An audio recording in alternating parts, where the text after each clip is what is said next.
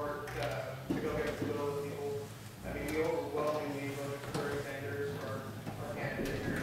Yeah. I just want to know what makes you thinking that we should start supporting the idea when we're supporting our.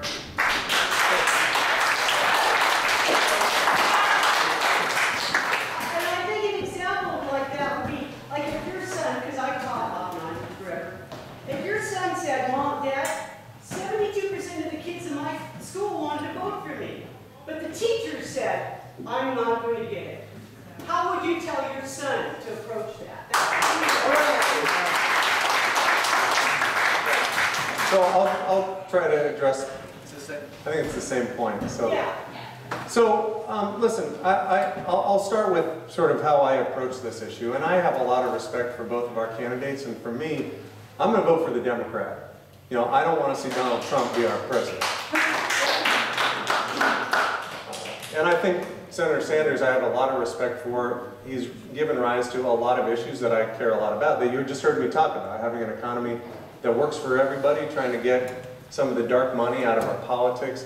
I think that's very important to the process. I think many of you know I endorsed Secretary Clinton, 2 minutes into her candidacy. I was one of the people encouraging her to run.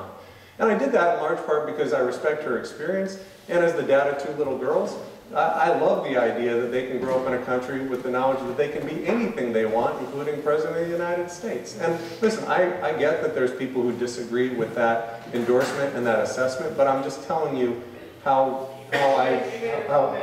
sorry.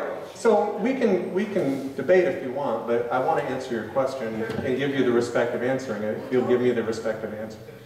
So that's how I made my endorsement. Now, here's the important thing to recognize. In the Democratic selection process for nominating our candidate, there's 2 kinds of delegates. There's pledged delegates that are chosen through caucuses and primaries, and there's superdelegates, which constitute about 15% of the overall nominating process.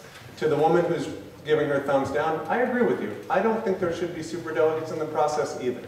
And thank you for your thumbs up. Honestly, I get a lot of gestures. I appreciate that. Here's what I would tell you. In the history of the Democratic Party, the superdelegates have never overturned the will of the pledged delegates. Since we've had this process, they've never, and if there's a secret room that's trying to figure out how to steal the nomination away from one candidate or the other, I have not been invited into that secret room, all right? So here's what I'll tell you. Right now, as we sit here today, Hillary Clinton has a pretty sizable lead among the pledged delegates, but there's a lot of voting still to happen. That can still change, and if it does change, I think you'll see a lot of superdelegates revisit their choices. But here's the important. Sure. Yeah. I mean, listen. I'm giving you the respect of trying to have a cogent conversation. I hope you'll give me that respect too. I don't get to cast my vote until July 27th. All right. So there is a lot of time between as we sit here today and the time that I, as a superdelegate, have to cast my vote. And if you see a swing in the pledged delegates, we can revisit that conversation. But here's what I will tell you. As a Democrat and as the representative of this area, my priority is to make sure that we don't have President Trump.